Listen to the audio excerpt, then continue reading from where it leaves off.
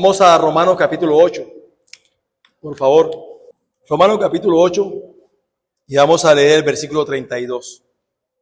Dice así la palabra del Señor: el que no escatimó ni a su propio Hijo, sino que lo entregó por todos nosotros, ¿cómo no nos dará también con Él todas las cosas? Este es el versículo que vamos a exponer en esta tarde. En los versículos del 31 de este mismo capítulo al 39, Pablo hace una pregunta retórica con relación a lo que acaba de decir anteriormente. Y si leemos en los versículos anteriores nos damos cuenta de lo que el apóstol Pablo viene hablando. Y en el versículo 31, hace una pregunta retórica y es la siguiente: ¿qué pues diremos a esto? O como dice en otra versión, ¿qué diremos frente a esto? Y después de esta pregunta, el apóstol Pablo describe su propia reacción frente a estas cosas, la cual debería ser también la nuestra. Cuando leemos un pasaje como Romanos capítulo 8, de hecho hay algunos escritores que dicen que este es la médula del Evangelio, un pasaje impresionante, que tiene muchas riquezas.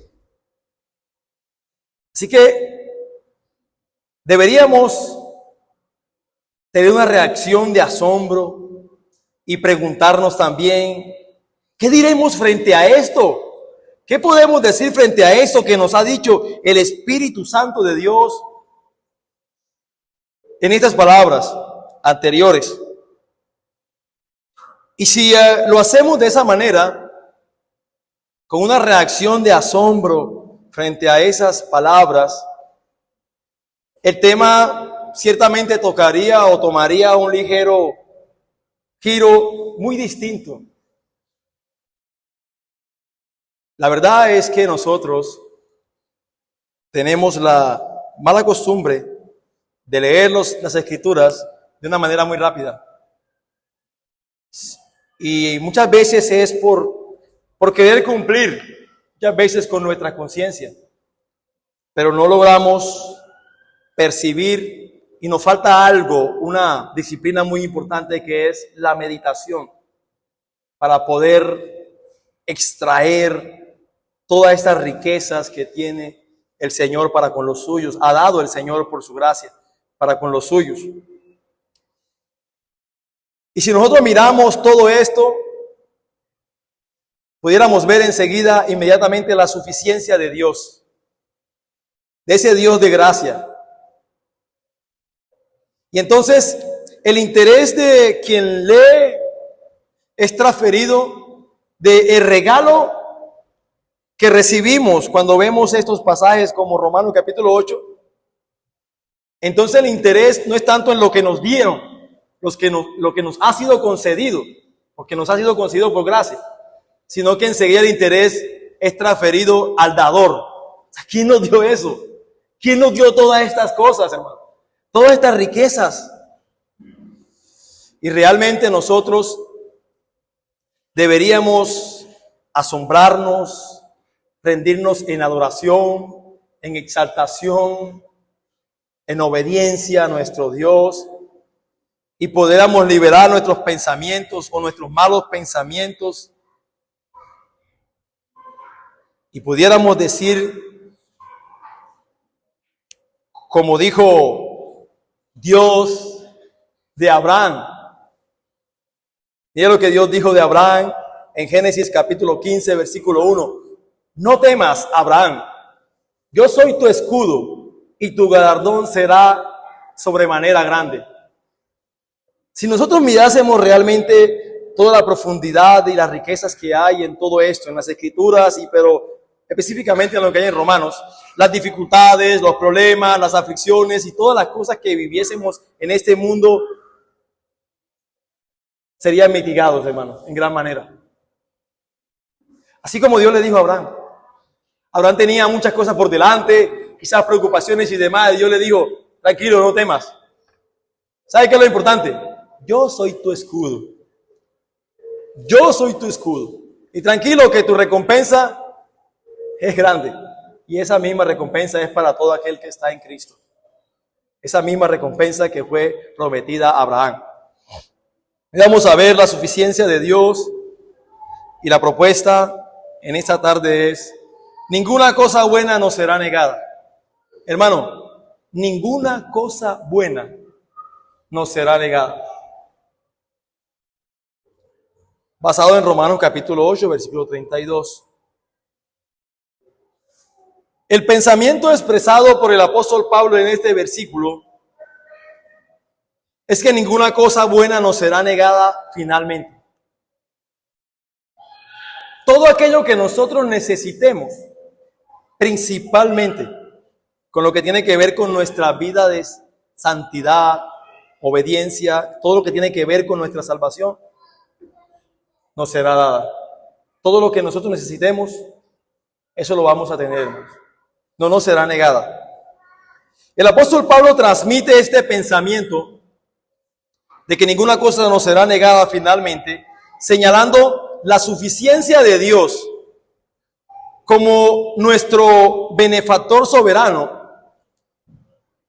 pero también a la vez el carácter decisivo de la obra de Dios. Todo lo que tiene que ver con la obra de salvación de Dios para con su pueblo. Y vamos a ver en esta tarde 3 puntos. Y el primer punto es, basados en nuestro texto, lo que Pablo implica sobre el costo de nuestra redención.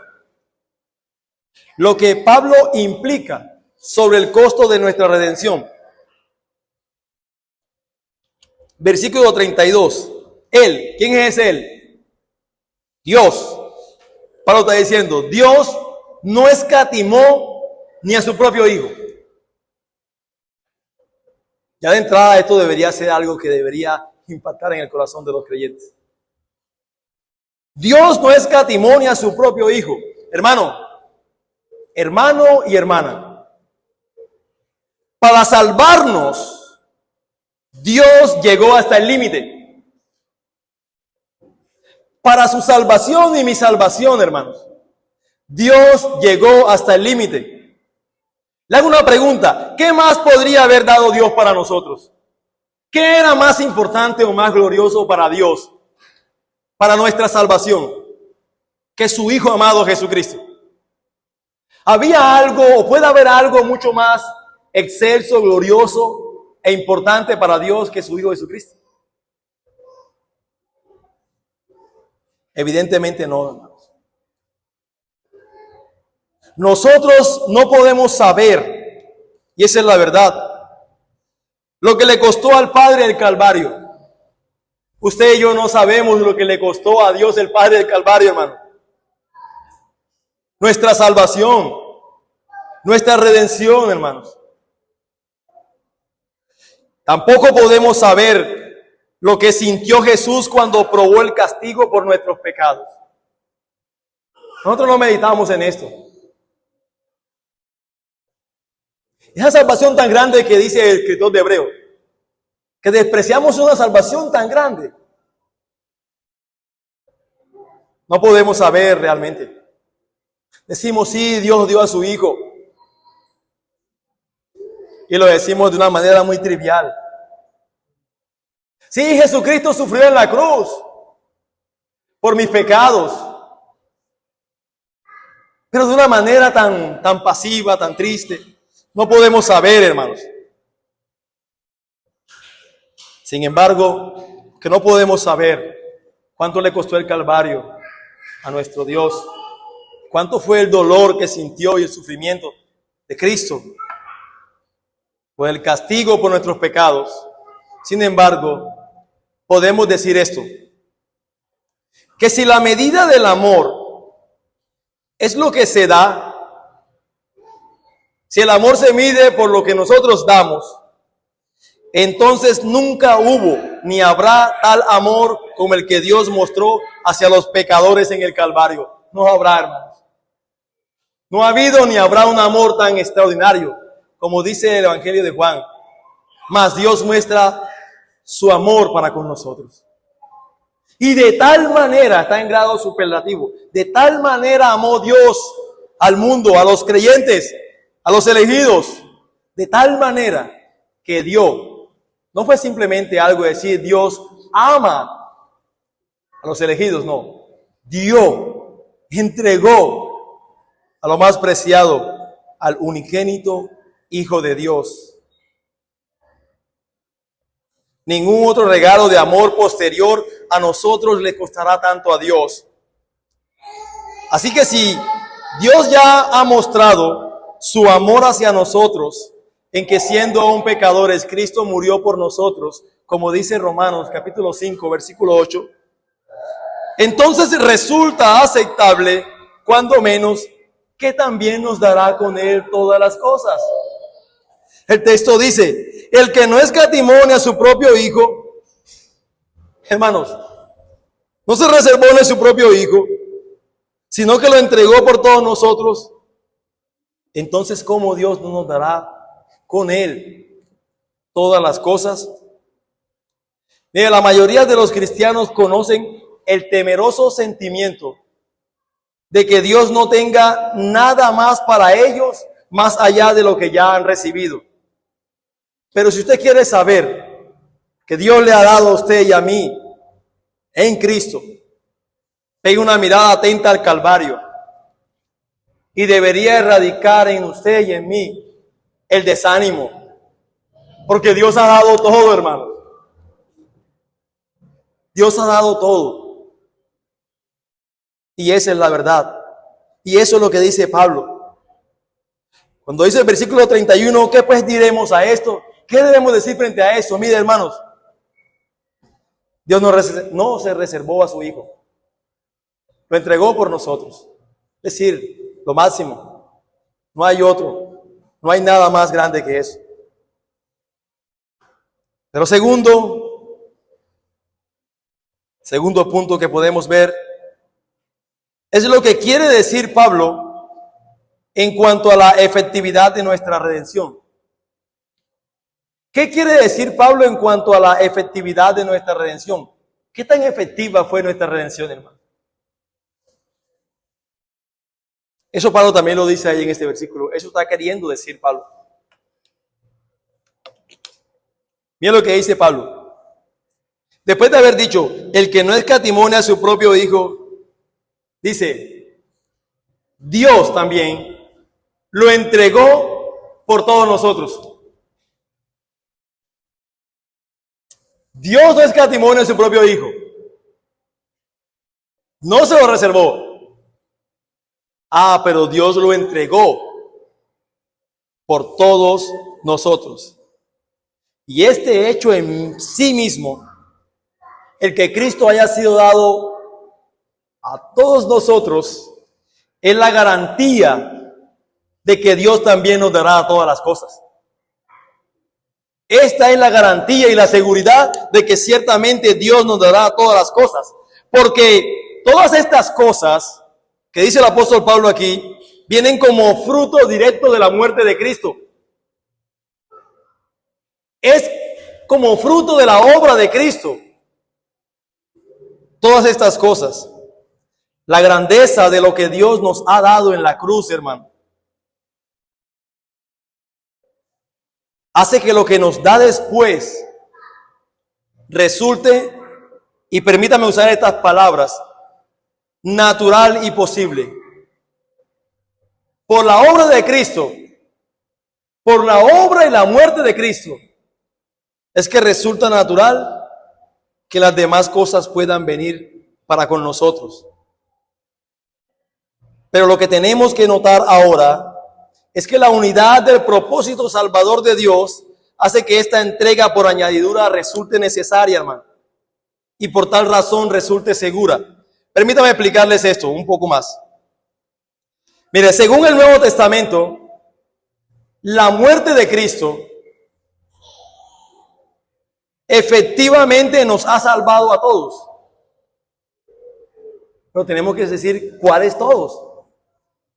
Es decir, a todos los que Dios conoció de antemano, llamó y justificó, y que a su tiempo debido glorificará. No se nos olvide que este texto está en un contexto. Ese todos es a todos aquellos que Dios predestinó, llamó, justificó y que a su debido tiempo glorificará. No son todos los hombres del mundo, sino a los elegidos, aquellos que han sido predestinados.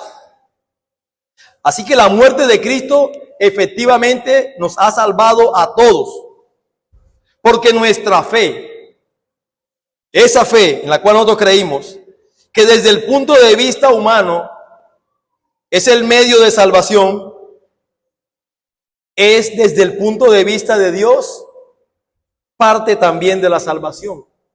Y está tan directamente completa como regalo de Dios, como es también un regalo de Dios para nosotros el perdón y la paz que tenemos. La fe ha sido dada a nosotros. Cristo ha sido dado a los creyentes, a los elegidos. Su muerte ha sido efectiva para todos aquellos que Dios ha elegido desde antes de la fundación del mundo. Pero la fe, que es el medio para adquirir esto, también es algo que hace parte de esa salvación, la cual ha sido dada a nosotros. ¿Y saben por qué ha sido dada a nosotros? Por la obra de Cristo. Por la obra de Cristo nosotros podemos tener la fe, que es un regalo de Dios. Psicológicamente, la fe es algo que parte de nosotros. Porque ¿quién es el que cree, hermano? ¿Dios o nosotros? Efectivamente somos nosotros los que creemos. Pero la realidad teológica es que la fe se trata de la obra de Dios en nosotros. ¿Sí? Sí, yo creo. Usted creyó. Y la Biblia nos enseña que nosotros debemos venir a la fe, creer en Cristo Jesús. Pero todos los que hemos creído en Cristo Jesús, nos hemos dado cuenta que realmente yo creí. Porque esto fue una gracia de Dios para con nosotros. Como dice Filipenses capítulo 1, versículo 29, porque a vosotros es concedido a causa de Cristo, no solo que creáis en Él. Mire el texto. Nos es concedido, esto nos habla de que es una gracia, y es por causa de Cristo el que nos es concedido la fe. La obra de Cristo nos ha dado la garantía y la efectividad de propiciarnos de esa salvación, de creer en Cristo como Señor y Salvador. Así que tanto nuestra fe como nuestra relación o esa nueva relación con Dios como creyentes y todos los dones que se pueden disfrutar dentro de esa nueva relación con Dios que hoy goza el creyente, nos fueron todos asegurados por la muerte de Cristo en la cruz. Es por la obra de Cristo en la cruz que todas estas cosas nos son aseguradas. La fe, el llamado, la justificación y la glorificación. Por la obra, por la muerte de Cristo. Aseguraron para nosotros estas cosas, hermano. Porque la cruz no constituye un hecho aislado. No fue que la cruz era algo que se necesitaba añadido o externo. No, hermano. La cruz fue más bien el asunto central en el plan eterno de Dios de salvar a los elegidos. Y fue la muerte de Cristo, fue la obra de Cristo la que aseguró y garantizó primero el llamado. Es decir, provocar en usted y en mí la fe.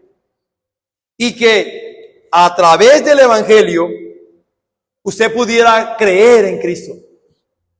Y por la obra del Espíritu Santo en el corazón. Pero también la obra de Cristo en la cruz aseguró y garantizó no solo el llamado, sino también la justificación y finalmente la glorificación de todos aquellos por los que en forma específica y de forma personal Cristo murió. Cristo murió de manera personal y específica por usted y por mí. Él no murió de manera para todos los hombres, para que alcancen la salvación, no, de manera específica. Aquellos que Dios el Padre le había dado. Y esa es la garantía por la cual podemos recibir todas estas cosas. De hecho, leía en un artículo puritano que decía: nosotros como creyentes no podemos tener nada en cuanto a la salvación o a lo que se relaciona a la salvación que no haya sido dado primero a Cristo. Todo lo que tenemos es, permítame así, primero a Cristo y luego nosotros. Y de hecho, nosotros lo tenemos porque estamos unidos a Cristo. De lo contrario, no podemos tener nada de esto. Y Cristo es entonces el centro y el glorioso en todo esto. Su obra logró y aseguró todas estas cosas. Así que el propósito salvador de Dios, desde el momento de la elección eterna allá en la eternidad hasta la glorificación final, es uno solo. Es uno solo. Y resulta vital, hermano, para nosotros, y que podamos tener entendimiento con respecto a esto y seguridad, para que nosotros no perdamos de vista los lazos que unen las diversas partes. Porque la salvación no es algo simplemente como que creo en Cristo, soy perdonado y listo. No, todo lo que nos lleva y el camino que tenemos que recorrer hasta ser llevados a la glorificación. Todo esto ha sido garantizado y asegurado por la obra de Cristo. Lo cual nos lleva a nuestro próximo punto, a nuestro siguiente punto. Y es lo que Pablo implica cuando habla sobre las consecuencias de nuestra redención. Lo que Pablo implica cuando habla sobre las consecuencias de nuestra redención. Pablo nos dice que Dios nos dará, y no debemos olvidar esto, con Cristo todas las cosas. Nota el texto. No está diciendo que nos dará aparte de Cristo. Nos dará juntamente con Él todas las cosas. ¿Qué incluye esto? ¿Cuáles son todas esas cosas? Es una pregunta muy importante. ¿Son todas las cosas que yo quiero? ¿Son todas las cosas que yo deseo? ¿De qué viene hablando el apóstol Pablo aquí en Romanos capítulo 8? Hermano, evidentemente incluye todo lo que tiene que ver con la salvación. El llamado, ya lo he dicho, el llamado, la justificación y la glorificación. Lo cual en Romanos capítulo 8, versículo 30, incluye todo. Mire el versículo 30. Y a los que predestinó, a estos también llamó. Y a los que llamó, a estos también justificó. Y a los que justificó, a estos también glorificó. Así que desde el nuevo nacimiento hasta la resurrección, hermano. Todas estas cosas, como también lo ha sido a lo largo del capítulo en el cual vemos la multiforme obra del ministerio del Espíritu. Aquí hay una riqueza incalculable, hermanos. Incalculable. Incluso que basado en otras escrituras, nosotros podríamos agregar más. De todo lo que, todas esas cosas, las cuales Dios nos ha dado y nos da efectivamente en Cristo. Podríamos, por ejemplo, considerar la seguridad que nos da el Señor de que cuando los discípulos de Cristo buscan primeramente el reino de Dios y su justicia, entonces también todas las cosas, en este punto sí específicamente, habla de sus necesidades materiales, les serán provistas providencialmente. Quiero aclarar eso, hermanos. Primeramente, todas las cosas que habla el apóstol Pablo aquí, que nos serán dadas a nosotros, tienen que ver con respecto a la salvación.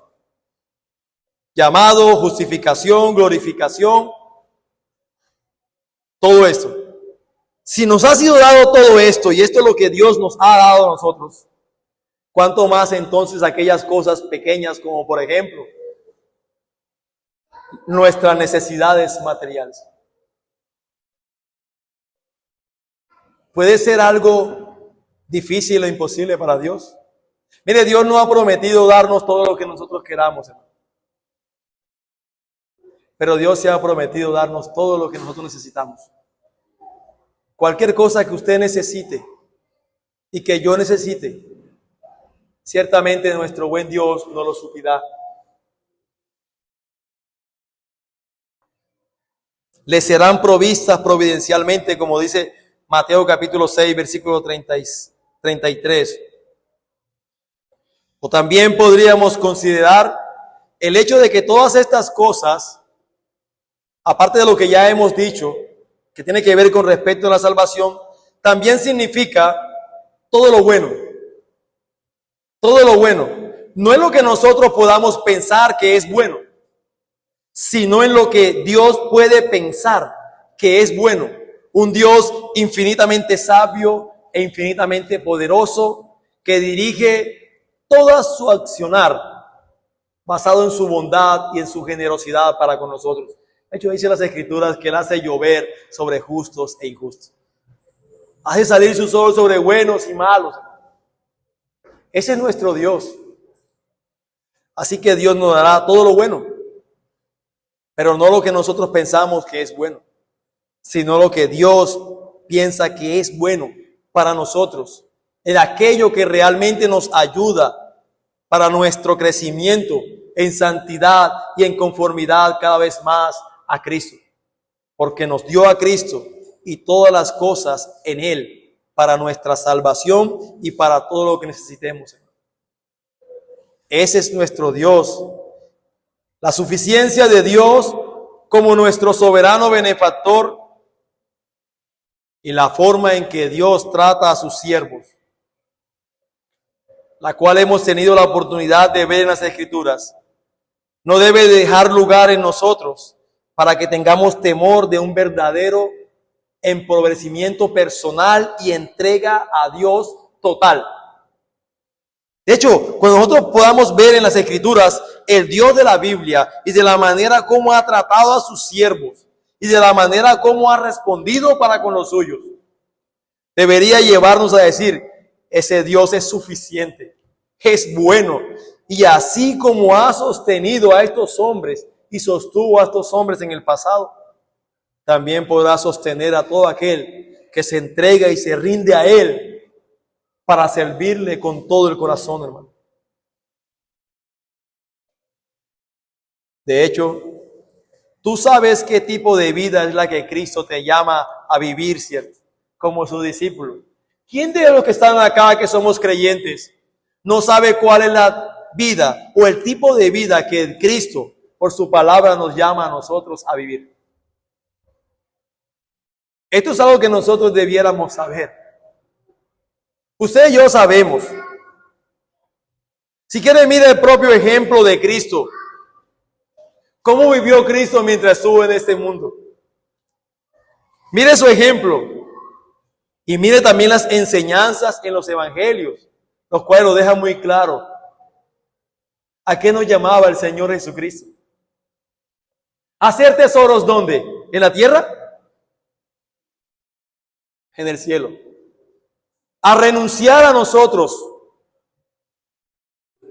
Hermano, estamos llamados a pasar por este mundo como un peregrino, como alguien que está de paso, como un mero residente temporal,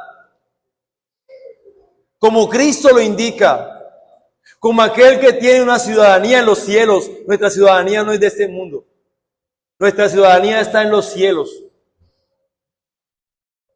Cristo nos llama a ser a cada uno de nosotros como lo hizo con el joven rico, el cual se negó a hacer, a renunciar a todo lo que tenía porque eso era su seguridad. Quizás él llegó a pensar, Si entrego esto a Dios, si entrego esto a Cristo, ya o sea, esa era su seguridad, esa era su confianza, hermano. Pensó, si yo entrego esto a Cristo, Él no tiene la capacidad para sostenerme. Y así pensamos muchos de nosotros. Cuando Cristo nos pide a nosotros que renunciemos a muchas cosas, porque nuestra seguridad no está en Dios, nuestra suficiencia no es Dios, sino lo que tenemos en el bolsillo, lo que tenemos en el momento.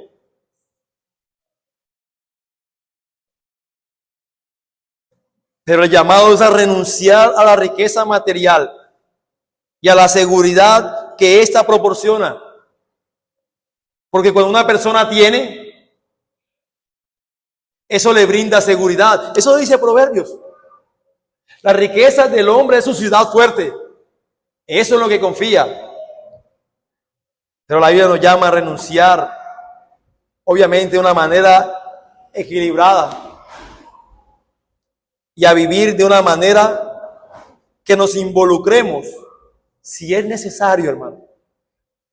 Si Cristo nos lleva a renunciar a nuestras posesiones por servirle a Él en aquello a lo cual nos ha llamado, Él es suficiente. Él es suficiente, hermano. Ciertamente lo es suficiente. Lo ha demostrado a través de la historia. Y lo seguirá demostrando en todos aquellos que confían en Él. Pero al tener tu tesoro en el cielo, no debes presupuestar un tesoro en la tierra, ni un alto nivel de vida. Es posible que tengamos que renunciar a ambos. Vea, muchas personas, muchos de nosotros, no servimos a Cristo más de lo que debiéramos servir. Porque nos da temor, hermanos, hay que ser sinceros. Miramos y tenemos tanta seguridad en nosotros que nos da temor. Si no tengo esto o no tengo aquello, ¿qué va a ser de mí? Pero estamos llamados a seguir a Cristo. Y al hacerlo, debemos llevar nuestra cruz. Lucas 9:23, el Señor Jesucristo dijo lo siguiente. Y me llama la atención porque el texto dice de la siguiente manera, Lucas 9:23. Y decía a todos, no decía a algunos. Jesucristo decía a todos. Él no le dijo solamente a los pobres, o Él no le dijo solamente a los ricos. Él le dijo a todos, si alguno quiere venir en pos de mí, ¿qué debe hacer? Niéguese a sí mismo. Tome su cruz cada día y sígame. Ese es el llamado que Dios nos hace en su palabra. A renunciar. Y nosotros, hermanos, siendo sinceros, nosotros sabemos muy bien la clase de vida a la que Cristo nos llama. Sabemos. Mire, y a menudo predicamos y conversamos sobre el tema entre nosotros mismos. Debemos renunciar a las cosas, debemos renunciar y negarnos a nosotros mismos. Pero la pregunta es, ¿vivimos nosotros así? En la práctica vivimos nosotros así una renuncia a nosotros mismos por servir y seguir a Cristo. Mira las iglesias, por ejemplo. O mira esta iglesia. Pero mira las iglesias a nivel general. Decimos, las iglesias reformadas adolecen de ministros. Sí. Observa la escasez de pastores y de misioneros. Sí, eso es una falta que hay, hermanos. Pero no estamos dispuestos a hacer nada, a renunciar. La falta de verdadera preocupación por las personas que sufren. Servir a Cristo, entregarlo todo, con confianza, decir, Cristo, aquí estoy, a eso me has llamado, esto es lo que tú quieres. No sé tú qué vas a hacer conmigo. Sea lo que tú quieras hacer conmigo, debo tener la plena seguridad y certeza de que lo que vas a hacer es lo mejor. Aunque en el plano natural o normal pueda ser visto como lo peor, lo importante es cómo es delante del Señor. Y hermanos, nosotros somos muy distintos de los cristianos del Nuevo Testamento. Somos muy distintos. Porque nuestra perspectiva sobre la vida es convencional e inalterable. Ahí, que nosotros no queremos movernos de ahí, de la seguridad que tenemos. Mientras que la de los cristianos del Nuevo Testamento no lo era así. El concepto de primero seguridad, hay que tener seguridad, no constituía para ellos un obstáculo para sus iniciativas, como sí lo es para nosotros. Primero tenemos que asegurar cosas, para después mirar a ver cómo podemos. Los cristianos del Nuevo Testamento vivían según el Evangelio. De hecho, pusieron su mundo al revés. Pusieron su mundo al revés, hermanos. Pero la pregunta es, ¿podrían también nosotros ser acusados, nosotros como cristianos modernos, de hacer algo parecido? Que hemos transformado y transformado tal el mundo a nuestro alrededor. Si de hecho no hemos sido capaces, incluso en nuestra sociedad más cercana. Porque vivimos más pensando en nosotros. De hecho, el hermano decía algo muy importante esta mañana. En cuanto al tema de la oración. De hecho, es básico. Es algo que debemos pensar. Nuestras oraciones, por ejemplo, nuestras prioridades, es yo, mis necesidades y lo mío. Cuando la Biblia está diciendo el Señor Jesús es el reino, la gloria de Dios, que las personas conozcan. Pero no, hermanos. ¿Por qué somos tan diferentes? Es la pregunta. ¿Por qué comparados con ellos solo nos parecemos como cristianos a medias? Por ejemplo, ¿por qué no nos liberamos lo suficiente del miedo y de la ansiedad como para poder darlo todo en pos de Cristo? ¿Por qué no quieres servir a Cristo? ¿Por qué no queremos servir a Cristo? ¿Por qué no vamos con todo? El tiempo que nos resta, hermanos. No, porque me importan más mis proyectos, me importan más mis planes, me importa más lo mío que la gloria de Cristo y el avance de su reino.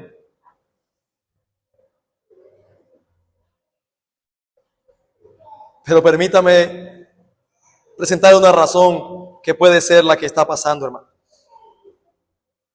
Una razón parece ser que en lo más profundo de nuestro corazón, ahí donde nadie sabe, que solamente Dios sabe, nosotros tememos las consecuencias de ir con todo en la vida cristiana.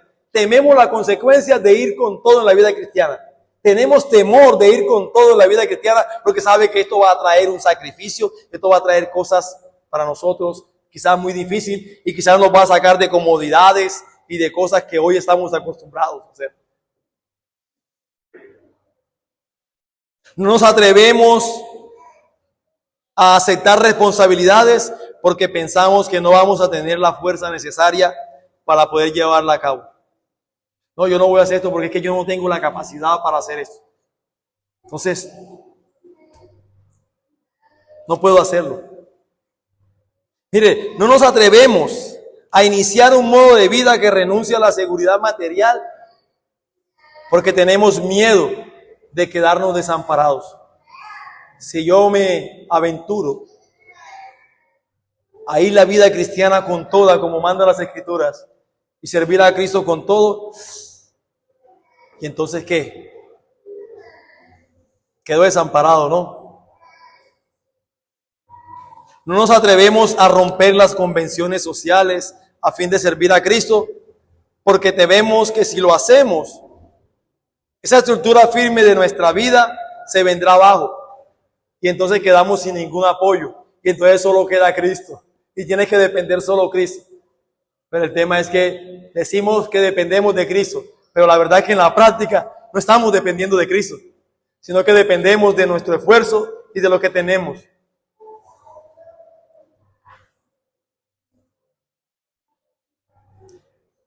Entonces son esos temores de los cuales somos poco conscientes este miedo a la inseguridad, lo cual es más que un rechazo deliberado a afrontar el costo de seguir a Cristo. Y a decir verdad, esto es lo que nos detiene. En otras palabras, no estamos persuadidos de la suficiencia de Dios para suplir todas las necesidades de quienes se lanzan de lleno al profundo mar de la vida en obediencia al llamado de Cristo. Tenemos temor.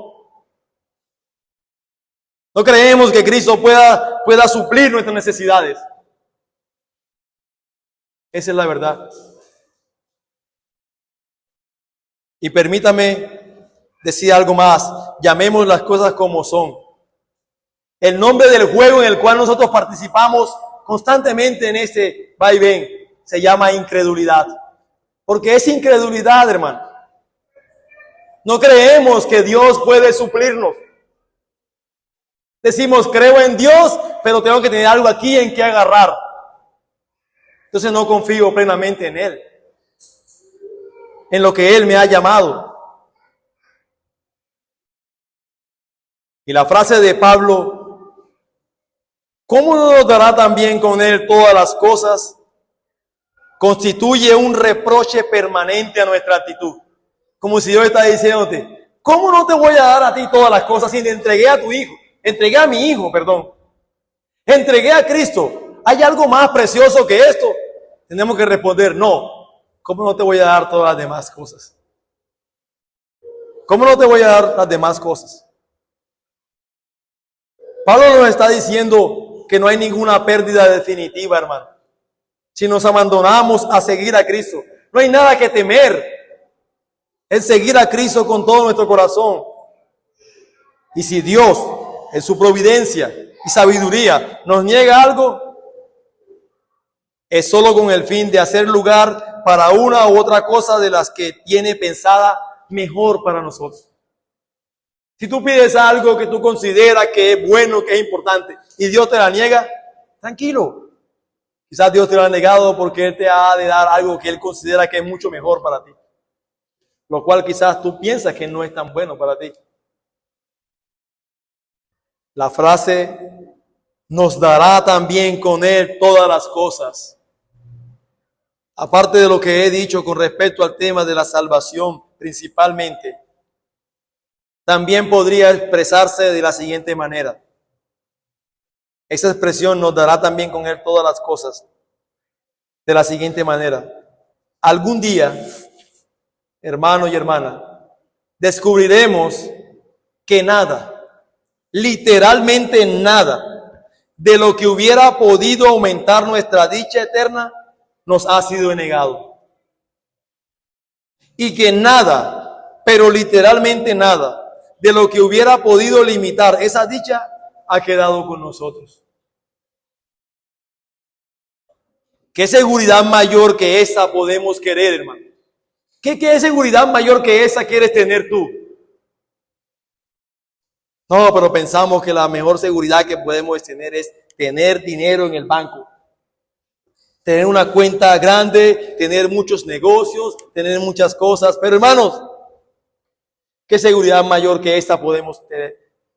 Podemos querer. Sin embargo, cuando se trata de abandonarnos libre y alegremente al servicio de Dios, la verdad sea dicha, nosotros titubeamos. ¿Por qué? ¿Por qué titubeamos? ¿Por qué nos da temor? Por lo que ya he dicho anteriormente, por nuestra incredulidad. Sencillamente es nuestra incredulidad. Y permítame hacerle una pregunta. ¿Acaso tememos que a Dios le falten fuerzas y sabiduría para cumplir los propósitos que ha anunciado? ¿Usted tiene temor de que Dios le falten las fuerzas y la sabiduría para cumplir lo que Él nos ha prometido? Mire, quien ha prometido todo eso, que nos ha dicho que renunciemos y que nos neguemos a nosotros mismos para seguirle y servirle a Él, es aquel que hizo los planetas y este mundo. Pero no solamente los hizo, sino que es aquel también que los dirige. Y es aquel que los ordena y ordena todo cuanto acontece en todo este vasto universo. E incluso desde la carrera de Faraón y Nabucodonosor.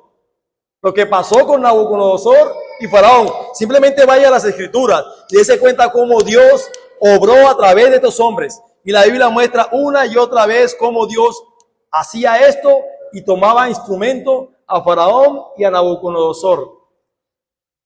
Ese es el Dios. Ese es el Dios que hasta la caída de un gorrión dirige.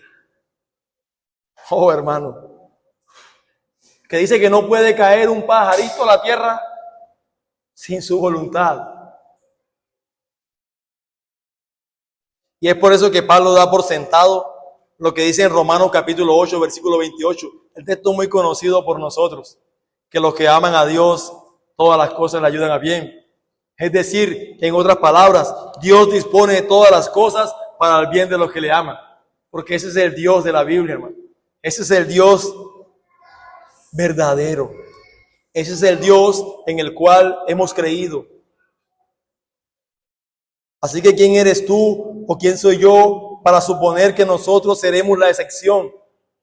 La primera persona en descubrir que Dios no es capaz de cumplir su palabra. ¿Quiénes somos nosotros? O sea, somos los primeros en descubrir que Dios no puede cumplir su palabra. En darnos todo lo que nosotros necesitemos, si nos entregamos al servicio a Él.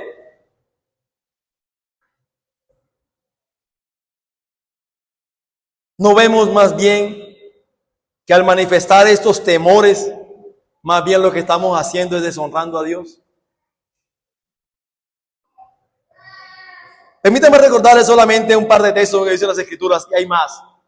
Pero la Biblia dice en Malaquías capítulo 3, versículo 6, dice, yo soy el Señor, no cambio. Y en Hebreos capítulo 13, versículo 8, dice, Jesucristo es el mismo ayer, hoy y por los siglos. Nuestro Dios sigue siendo el mismo. Ese Dios que vimos en las Escrituras, que obró a través de hombres, de un pueblo, de naciones, que dispone y hace, que incluso por encima de los medios ordinarios, no cambia. Es el mismo. Ayer, hoy y por los siglos de los siglos. ¿Has estado evitando aquello a lo cual sabes que Él te ha estado llamando? Simplemente porque sabes que es muy costoso para ti. ¿Te cuesta mucho? Permíteme decirte que no te detengas más. Tu Dios es fiel y es suficiente para ti. Nunca necesitarás más de lo que Él puede suministrarte.